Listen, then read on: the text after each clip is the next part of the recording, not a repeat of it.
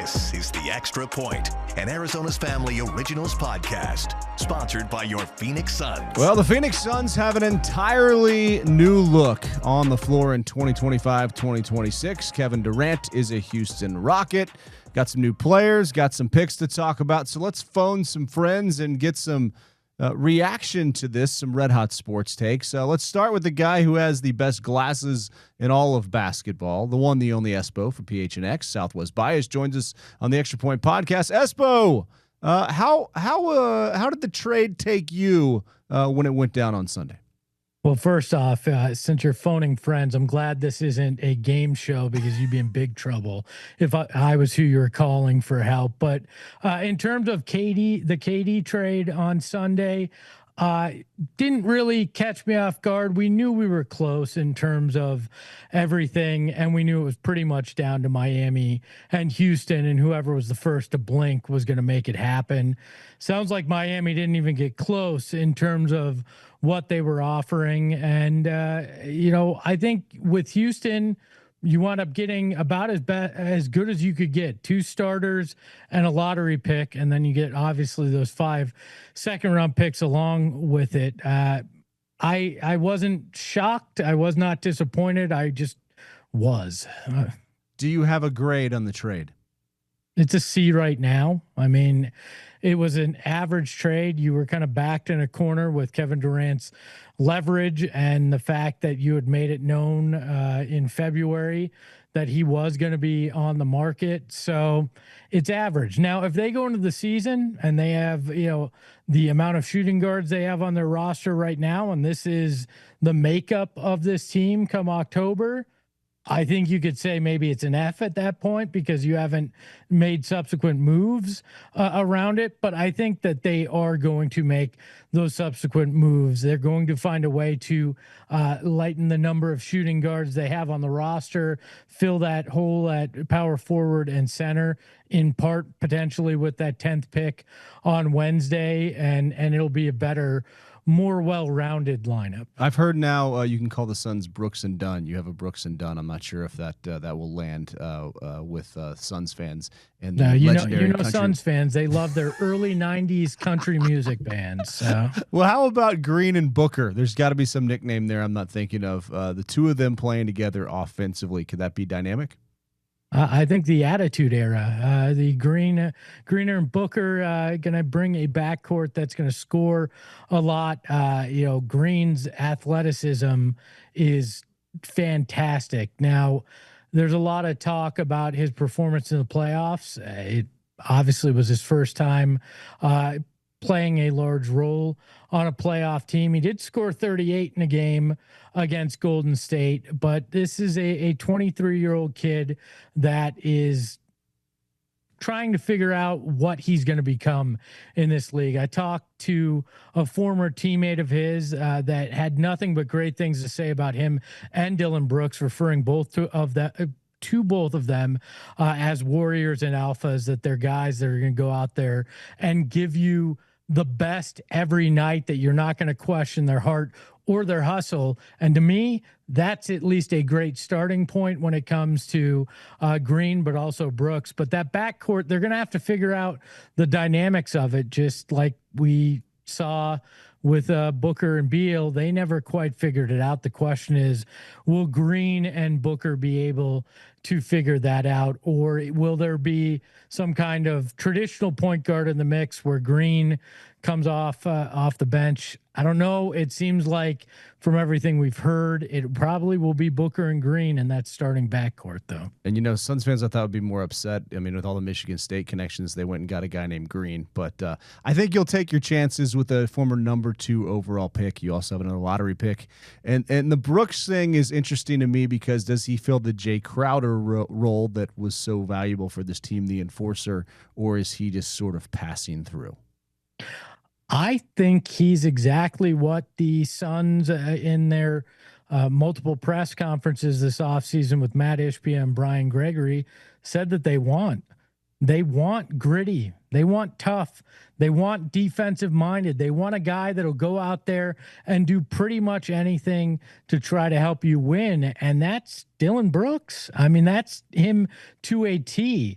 So I think he is a part of this 100%. Now, there has been some reporting that when things don't go well, if a team starts losing, that's when Dylan Brooks might become not a problem, but a guy that some of those rougher edges show around that time. That may be where you have to consider what his long-term future is. If this does not work as a retool where you are on the way to at least marginal success over the next year, then maybe you have to consider sending him to somewhere that's winning at a higher clip, maybe. Well, and I'm here for singing "O Canada" before the games, just for Dylan Brooks, just to put him in the right frame of mind to go out and lead Phoenix to victory. So, hey, appreciate the time. Maybe just deep breath now until Wednesday, and then you can just take the entire after Summer League of July off and get some rest of your relaxation. Unfortunately, no. We're here every day, 5 days a week on Southwest Bias and the PHNX Sun show. So we will be here no matter what's going on. We'll be talking about it. And look, people wanted a rebuild, a retool, and now they're dealing with the construction portion of it. So it's a little messy, but I think we're going to find out a lot over the next few weeks, Mark. All right, so let's continue grading the trade. Brendon Kleen from Locked On Suns joins us now. He zooms in on the Extra Point podcast. And as you learned about this on Sunday and started to kind of grade it yourself, where do you come down? Did the Suns do okay? Did they win? Did they lose? Or is it a wait-and-see type deal? I don't think you ever win when you're trading the best player, right? So you kind of have to start there. My first reaction was disappointment. I didn't think the Suns were going to get anywhere near the package that they sent out in 2023, right? We weren't going to be talking about anything on the level of Mikal Bridges and Cam Johnson. And really, to me, and all the picks, to me, though, the reason's pretty simple. KD's older and he has less years on his contract. So I wasn't expecting that. But I still just look at particularly even just the team that they dealt with. There's a lot of stuff asset-wise that we were talking about with Houston that they just didn't get. You know, you can get excited about some of the young players. They have more picks. The fact that you can look at this trade and say, well, the Rockets could still go get Giannis Antetokounmpo. You know, that in and of itself is exactly, I think, the kind of the problem for a lot of Suns fans. But again, kind of talking around every angle of it and trying to see it for what they probably saw it as. Look, I think the reality is it probably is incomplete. Part of that's going to come on Wednesday when we see who they take at number 10 or what they do with that pick. And part of it's going to see what they can turn Jalen Green into, this 23-year-old kid that has really not ever found a home in the NBA. He's been on a variety of different Rockets teams, 1 year in the postseason. If he can get better, if they can potentially trade him in the future or turn him into a long-term piece here, well, we're going to all be feeling better about it. So it's not terrible, but they need to nail the next parts to feel great about it, I would say. Does Dylan Brooks play a role here, kind of like the Jay Crowder role that led the Suns to the 2021 NBA Finals? You hope so, right? I mean, I think if you listen to what Brian Gregory and Matt Ishbia said at their press availabilities the past couple months since the season ended, he fits what they were targeting, right? I mean, they said that they want a product fans can enjoy watching, can feel proud to support. And those things can ring a little hollow sometimes because every owner, every GM kind of says that kind of thing. But Dylan Brooks is the type of player you get if you are putting your money where your mouth is on that stuff. So I think he'll probably start, and I think he'll defend the best player on opposing teams and all the stuff he's done his whole career. And I mean, that's a valuable piece, especially if you're trying to just get back to respectability and prove to Devin Booker, not just the fans, that, hey, this is something worth believing in. Do we have to have the point guard discussion again? Is this a whole thing? Do we just replay the tapes from a couple of years ago? I don't know. I mean, look, it's like you could do that, or you could just have the exact opposite type of conversation and point out that they have too many guards right now. You know, we don't know what's going to happen with Bradley Beal. I would imagine if another team really likes Grayson Allen this summer, they can have him if they're willing to offer something relatively enticing, and that'll clean that problem up in time. But right now, I mean, this team has too many guards. So you would hope they could just figure out a way to play some combination of the ones they have together and get something out of that. But yeah, they do need playmaking. I mean, again, Jalen Green may turn into something closer to a point guard. He's not right now. We've seen Booker do it before, but that's still a hole for this team. And I mean, look, Kevin Durant's not exactly, you know, Magic Johnson in terms of the way he plays, but he was doing a lot of that too. So a lot to be replaced there, and so many holes right now. So much still to get to, I think, this offseason. This was just the first domino. Do you have any sort of odds on a Bradley Beal trade on draft night that maybe we can't even announce until July 6th because they're going to be picked by one team and there's going to be a bunch of second round picks that just sort of are all over because the NBA cap is impossible to understand or ever explain to anybody. I don't think it's going to be for any picks coming back to the Suns. Unfortunately, I think at this point, if you can even find a team that will take him, you are celebrating.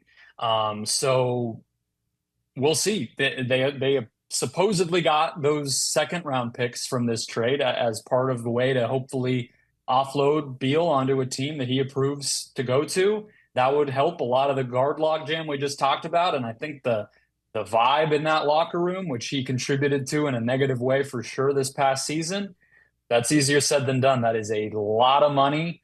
And a guy that already told us publicly, I hold all the cards. I'm not going anywhere that I don't want to go. That's going to be a tough challenge to convince him to go anywhere. Opening night. Is it, will there be optimism in the building? Obviously you have to cover all the games, so you have to remain optimistic, but is there a path here to even say, well, they said they wanted to make the playoffs and they made it. I'm not saying they're going to make a title run, but you know, there are some pieces here that the city can rally around. I think that there is enough on the table right now for this team to be competitive next season. You know, that's what Brian Gregory said. He was asked at his introductory press conference about, you know, cutting salary. Hey, if the elephant's in the room that you guys are probably going to have to trade Kevin Durant, you probably already want to trade Bradley Beal and would have if you could have. Are you going to just reset the cap sheet and, you know, make this a cheap season? And before he even acknowledged any aspect of that, he said, my job, you know, handed down by ownership, I would imagine, he said, my job is to field a competitive product. And the trade that they just made would tell you that that's still the plan. You know, they also still have some guys who could contribute to that. Young players, we've seen this franchise for 2 ownerships now, tend to target players that are ready to play now. And I don't think that'll change either. So I don't know how good they'll be, but I don't think this is going to be tanking. And it can't be if you want Devin Booker to sign the extension that he's up for. You want him to be here long term, and you want to get out from being what the Suns are right now, which unfortunately is kind of one of the jokes of the NBA, given how they've fared recently. So you got to get out of that, and I think they can. And finally, who would you select with the number 10 overall pick in the draft? I guess who would you ask the Rockets to select and then give them the Rockets hat? Like, I hate this, by the way, but that's a different story for a different day. Right. Who will end up on the Suns? That we can finally acknowledge plays for the Suns 3 weeks after draft night and can't play summer league potentially because of all that, as we saw, you know, with Cam Johnson 5-6 years ago. Who do I think? Well, I think ideally somebody that, you know, the average person in the NBA, you know, fan or basketball fan probably saw is Kaman Malawak from Duke, the guy who played next to Cooper Flagg. He is a top 10 pick, I think, fairly likely. But if that is on the lower end, you know, then you're talking about, could he fall to 10 where the Suns pick? And they've made no secret letting people know in the, you know, reporter world that they're looking for a center. He's just a high floor, I think, ready to compete, big, huge, athletic guy.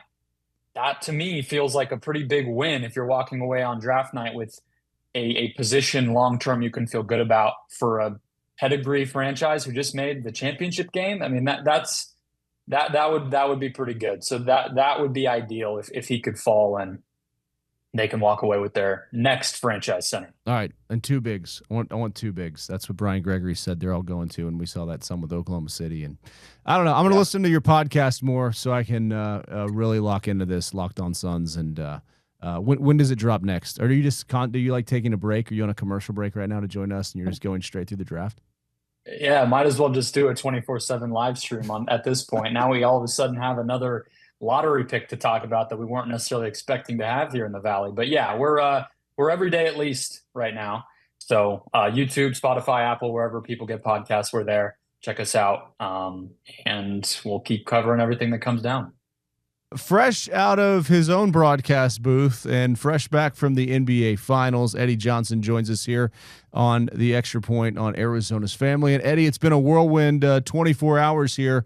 How did you? Where were you when you found out the news that Kevin Durant was now a member of the Houston Rockets?